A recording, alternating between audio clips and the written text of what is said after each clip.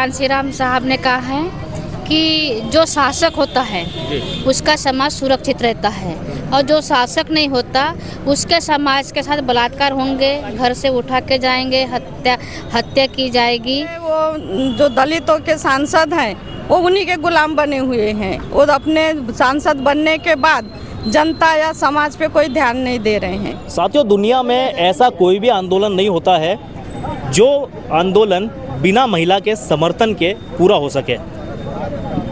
इतिहास में साथियों, चाहे देश में हो या विदेश में, जितने भी आंदोलन रहे हैं उसमें पुरुषों के साथ में कंधे से कंधे मिला के हमेशा सम्मिलित रही है महिलाएं। साथियों, अभी हाल ही में जो हमारे गृह मंत्री अमित शाह साहब ने एक ऐसा जो कथन कर दिया है हमारे महामानव डॉक्टर भीमराव अंबेडकर जी पर, उसी को देखते हुए साथियों पूरे देश में बवाल मचा हुआ है। निरंतर मैं जो वीडियोस बना रहा हूँ उसमें भी आप देख रहे हैं। आज हम यहाँ पर बैठे हुए साथियों बालाघाट ज़िले में, यहाँ के जो प्रसिद्ध अंबेडकर चौक पर है।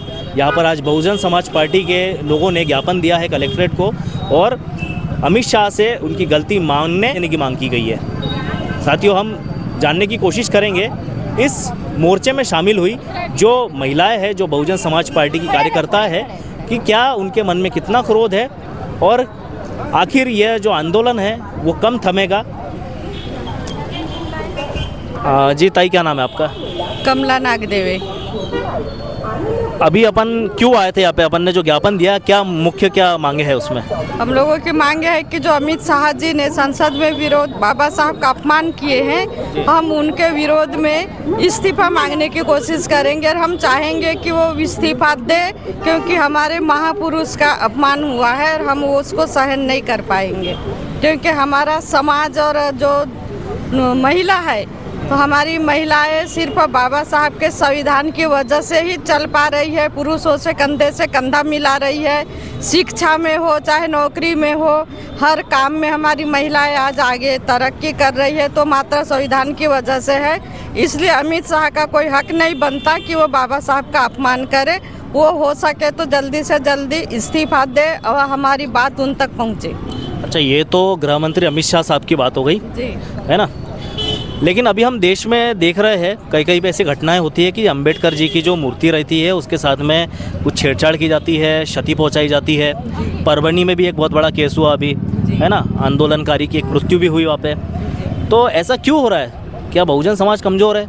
नहीं, बहुजन समाज कमज़ोर नहीं है, लेकिन जो सरकार अभी जो है वर्तमान में बीजेपी की सरकार है, तो सबसे ज़्यादा उन्हीं का दबदबा चल रहा है, और लोग हैं तो उन्हीं के गुलाम बने हुए हैं। लोग आवाज़ नहीं उठा पा रहे हैं, और सरकार इस ओर ध्यान नहीं दे रही है कि बाबा साहब का कहीं भी अपमान हो रहा है, दलितों के साथ शोषण हो रहा है, दलित महिलाओं के साथ बलात्कार हो रहा है। ये जो सरकार है बिल्कुल ध्यान नहीं दे रही, आवाज़ नहीं उठा रही है।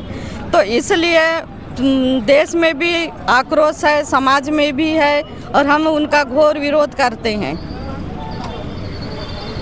आपने जैसे बताया कि देश में सरकार उनकी है ना, लेकिन हम देखते हैं कि जो संसद में जितने सांसद बैठते हैं उसमें से कई सांसद जो आरक्षित सीट से जाते हैं, एससी सीट रहती है, एसटी सीट रहती है, लगभग 100-125 सांसद एससी एसटी से रहते हैं। तो उसके बावजूद फिर वो सांसद क्यों नहीं आवाज़ उठाते? वो इसलिए भी नहीं उठा पाते कि सरकार के जिसकी सरकार होती है वो सांसद दलितों के उन्हीं के गुलाम बनने रहते हैं, और वो उनकी आवाज़ को दबाई जाती है। वो बोल नहीं पाते, अगर वो बोलना चाहे भी तो उन्हें बोलने नहीं दिया जाता, और बोलते भी हैं तो उनकी बातों पे अमल नहीं होता।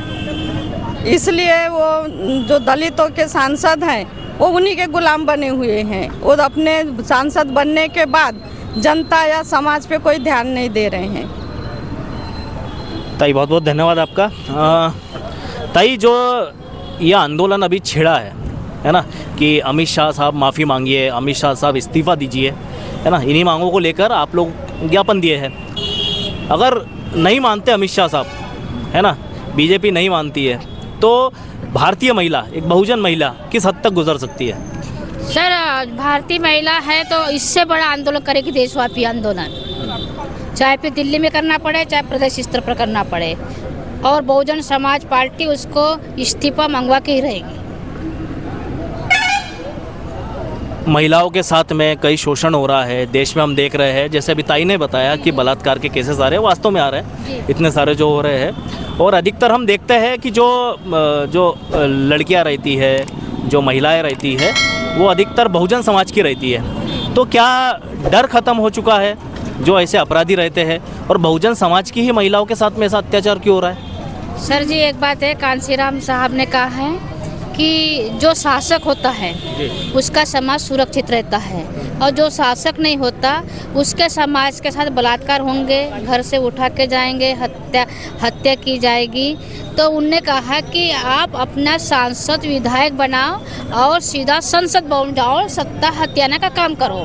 ये माननीय कांशीराम साहब ने कहा, और माननीय कांशीराम साहब की बात सच निकल रही है। जिसकी सत्ता है, क्योंकि मनुवादी की सत्ता है, मनु के संविधान का वो सत्ता चला रहा है, संविधान के ऊपर देश नहीं चल रहा है, मनु के तो चल रहा है।